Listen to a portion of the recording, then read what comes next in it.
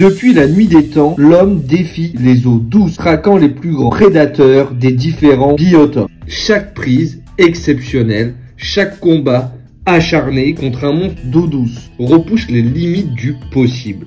Certains pêcheurs n'ont pas seulement attrapé des poissons gigantesques, ils ont inscrit leur nom dans l'histoire.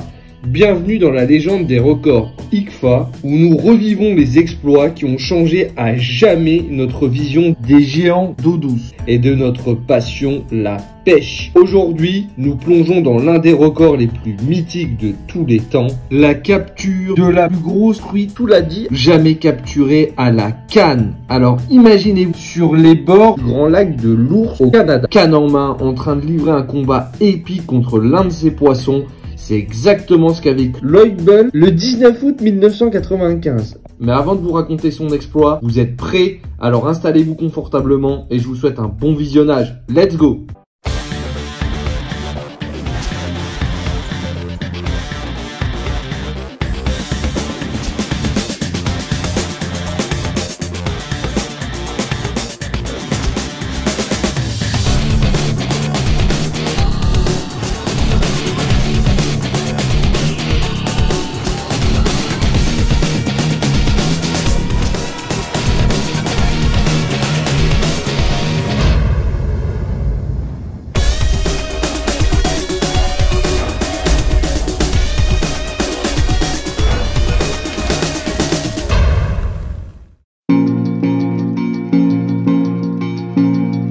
Avant de revivre cet exploit légendaire, il est essentiel de comprendre ce qu'est l'ICFA et pourquoi ces records sont aussi prestigieux. Alors l'International Game Fish Association, ou ICFA, c'est un organisme qui est mondial et qui va valider les records de pêche sportive. Il date depuis 1939 et c'est vraiment une institution qui est reconnue comme la référence absolue en matière de règles et de standards de pêche. Ils vont imposer des critères stricts pour homologuer un record.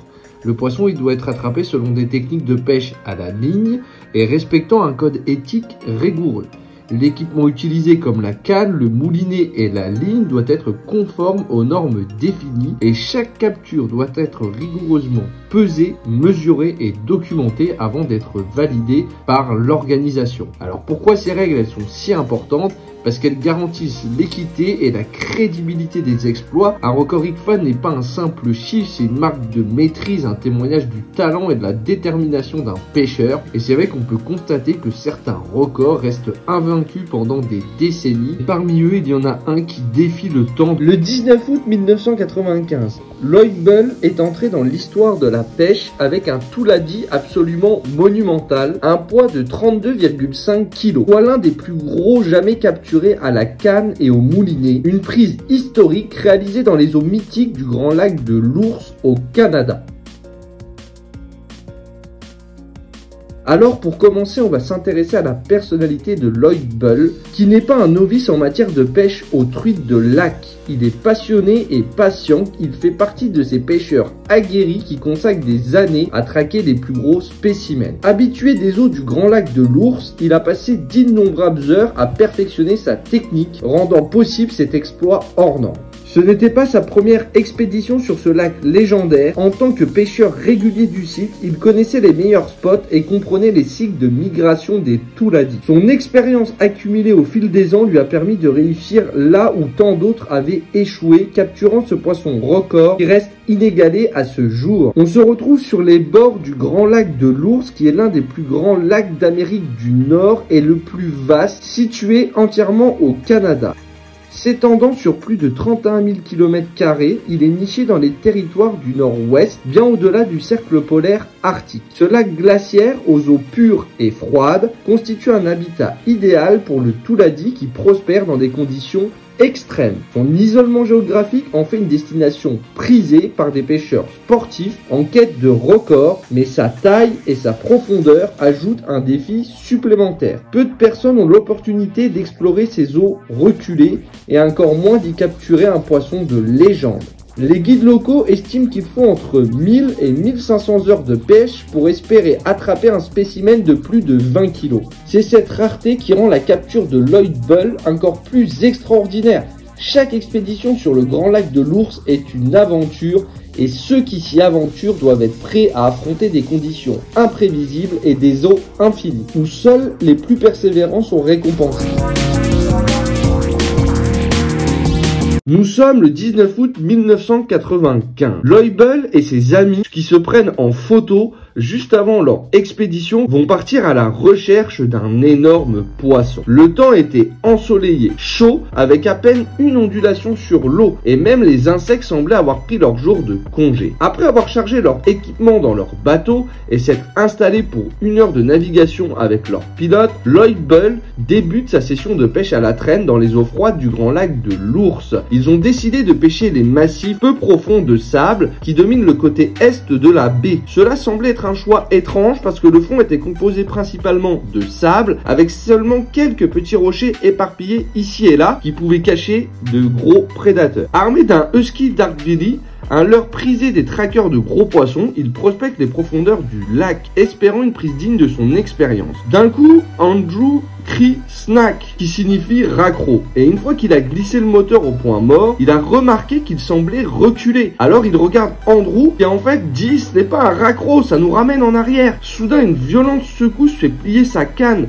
Lloyd sent immédiatement qu'il s'agit d'un poisson hors norme. La résistance est énorme et le combat commence. Pendant de longues minutes, le Touladi se bat avec acharnement, utilisant toute sa puissance pour plonger et tenter de se libérer. À tout moment, il peut se décrocher ou casser la ligne. Et puis là, un grand mou. Alors Lloyd s'inquiète, il pense avoir décroché le poisson et ils vont regarder il nager lentement sur le côté du bateau. Et comme il le cite, voir ce poisson dans ce qui semblait être la moitié de la taille de notre bateau de 16 pieds, nager avec désinvolture, a été un moment à la fois d'extase pure et de terreur absolue pour les deux amis. Lloyd se raidit, il se dit qu'il allait se détester et probablement tout le monde autour de lui s'il perdait ce poisson. Alors Lloyd, expérimenté, gère parfaitement la situation, jouant habilement avec la tension de la ligne pour contrer chaque tentative du poisson. Mais aujourd'hui allait être sa journée. Et après ce qui semblait être plusieurs heures, en réalité c'est environ 20 minutes, il a enfin l'énorme poisson qui remonte à la surface et qui va terminer sa course